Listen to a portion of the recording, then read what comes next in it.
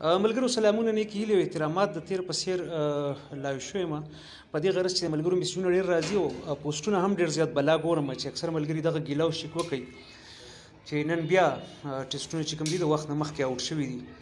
تیر ځل ما ویلي وو چې دا خرڅ شوي دي، په دې باندې ما یو مزاحیه غوندې څیز کړی خو هغه مزاحیه نه و چې بیسیکلي د هغې نه زما مراد هم دغه مستې رامخته کولو چې کله زمونږ ورونه عزیزان یا موږ ټیسټ لرو زموږ میاندې په مسله باندې کینی او د نفلونو کې تلاوت کې زموږ دپاره لکه هر عربه چې هغې څنګه د خدای سره څنګه فریاد کولی شي، خدای ته څنګه سوال کولی شي، څنګه عاجزي کولی شي هغه وکړي. خو د بده مرغه چې دغه ټیسټونه بیا آوټ شي نو بیا سړي ته ډېر زیات تکلیف رسي. دا د هغه میاندو په هغه نفلونو ډاکوال دي، دا د میاندو په هغه دعاګانو ډاکېوال دي که نه. نو تیر ځل چې ما دا خبره کړې وګوره چې زه په خپله باندې تاسو ته د عاجزۍ سره دا خبره کوم چې زه چې کله وخت په وخت بېروزګاري په موږ راغله، د وخت په وخت غریبي په هر چا راځي، نو ما په خپله ټیسټونه د خلکو نه روپۍ قرض اخیستي دي او یا مې ټیسټ ورکړی دی، هغې نه هم بیا په قرض وتلی یم. تقریبا زموږ په دې غریب وطن کې د ټولو خلکو هم دغه حال دی. نو زما عرض دا دی چې زه خو نن دا ګڼم چې نن بیا دا کار وشو، لکه سهار وشو خلکو احتجاج وکړو مازدیګر بیا وشو. د دې مطلب دا دی که نه چې دا خلک ډېر زیات زورور دی، په ایمان چې دا زورور دی. که دا زورور نه وی که نه نو ریاست دومره کمزوری نه شي کېدی چې په دې خلکو لاس ور وانه چي، د خلکو د احتجاج وانه وړي. سهار ټیسټ آوټ شو، خلکو احتجاج وکړو، بیا د 2 بجو ټیسټ نه مخکې ګنټه بعد بیا ټیسټ په فیسبوک باندې اویلیبل و. یار دا خو ډېر ظلم دی، دا ډېر زیاتی دی. په دې وطن کې زموږ د غریب بچي موږ غریبان ډېر په سخته سبق وایي. ما سهار پوسټ هم کړی چې ما د 8 جماعت نه مزدوري شروع کړله، خښتې مې پستولې مزدور ته په اوبو کې، په جمعې کې، د جمعې په چوټیانو کې، د فروری میاشت ماته یاد دي. د هغې نه واله بیا د یونیورسټۍ پورې چې ما سبق ویلی نو ما ورسره مزدوري کړله. نو زه ډېر زیات حیران شم، ډېر زیات خفه شم. زموږ میډل کلاس، زموږ لویر کلاس خلک تاسو یقین وکړئ، قسم دی ډېر زیات په غریبۍ سبق وایي. د هغې د میاندو ارمانونه، د هغې د خویندو ودونه د دې لپاره د هغې دپاره ضروري چې دوی مزدوري وکړي. په دې وطن کې چې یو سړی سبق وایي یقین وکړه پلار یې اکثر نه غواړي چې سبق ووایي، هغه وایي بچیا ما له مزدوري وکړه که نه، د پلار هم مجبوري، د مور هم مجبوري، د هغې سختو سره چې دا خلک سبق وایي او بیا دا عمل شروع شي، یقین وکړئ دا ډېره زیاته درناکه خبره ده او دا انسان ته ډېر زیات تکلیف رسوي. نو زه په سنجیدګۍ لاوی شوی یم او بس دا خبره مې کول غوښته چې ډېر څه پې نشم ویلی. دا سیده چې دا خلک ډېر زورور راته ښکاري او دې ته لاسرسی ګران دی.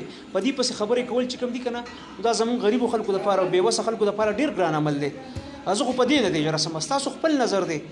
بهرحال ډېر په سنجیدګۍ عجزۍ سوال مینت دی خلکو ته پکار دی، ځکه احتجاج خو زموږ ځای نه نیسي، خو موږ ورته د الله او د الله د رسول واسطه ورکوو، د دې وطن د مستقبل واسطه ورکوو، د خپلو بچو راتلونکو نسلونو د مستقبل واسطه ورکوو چې خدای انصافدارو دا سیز بس کوي. دا عمل زموږ معاشره تقسیموي، دا عمل زموږ په معاشره کې توړ پیدا کوي، دا زموږ سماج ته خطر دی. دا عمل که دغسې زورور خلک، دا خو بیا د ځنګل قانون شو، بس چا سره پیسې ډېرې دي، ما اټ از رایټ والا خبره ده، د زورور ګېډې، د کمزورو ګېډې او د زورور امسانو، بس بیا خو هغه څیز دی، بیا خو د پیسې راج دی، بس بیا خو د طاقت راج دی، ځنګل قانون دی، بیا خو د میرټ او د هر څه بس موږ خرڅ کړو. لنډه خبره په دې موضوع ما ته خبرې کولو چل نه راځي. ما له چې کوم چل راته نو هغه ما په لومبي ټیسټ کې اتیا رابطه کړی دی او ملګري پې خفه شوي ومو. که زه طنز وکړم په یو موضوع باندې نو ځینې ملګري پې خفه هم شي، پروا نه کوي. خو لکه دا نننۍ خبره چې دا ډېره دردناکه واقعات روان دي، دا د دې قوم د بچو سره، د دې غریبو خلکو سره، د دې قام سره، د دې خاورې سره ډېر زیات لوی خیانت روان دی. نو زه ستاسو ته دا هم نشم ویلی چې دا ویډیو شیر کړي چې خلکو ته ورسي، ځکه بس ظلم وي. لکه د ظلم باره کې به سړی څه توضیحات وکړي، څه وضاحتونه به وکړي چې دا څومره غټ ظلم دی. خو د چا د ژوند سره لوبې کول د خپل راتلونکي نسل سره د استاذۍ په حساب که نه چې په سکول کې استاذ اخلو، هغه هم موږ په غلا او په 2 نمبرۍ او په ګڼکپۍ باندې دغه عمل هم په ګڼکپۍ ترسره شي. نو تاسو خدای زموږ راتلونکي نسلونه بس جوړېږي یار. بس دغه لنډې خبرې وي، ستاسو د کور وداني او په دې موضوع ماته ملګري ډېر میسجونه کوي، خو زه پیس نشم ویلی. دا څه چې مې ویل بس دغه دی، د رڼا اواز مې دی. بیا درته وایم چې ما په خپله قرضونه کړي دي وخت په وخت باندې او ټیسټونه نه مې داخله کړله، ما په خپله قرضونه کړي دي او ټیسټونه لتلی ما. د دې معنا ده چې د دې وطن 80% ځوانان هم دغسې کوي د دې بېروزګارۍ په زمانه کې.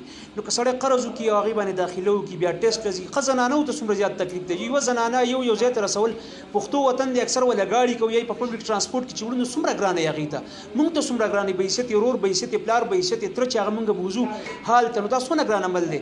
خو بیا د دغه خلکو په حقونو چې کله ډاکه وویلی شي، دا ډېره زیاته افسوسناکه خبره ده، ډېر زیاته د شرم خبره ده.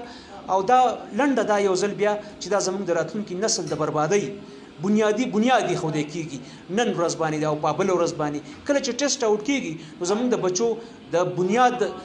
د بچو د مستقبل د تباهۍ بنیاد یې ښودل کېږي. ستاسو د کور وداني صاحبه ډېره زیاته مننه، وخت مې درنه واغسته، بخښنه غواړم.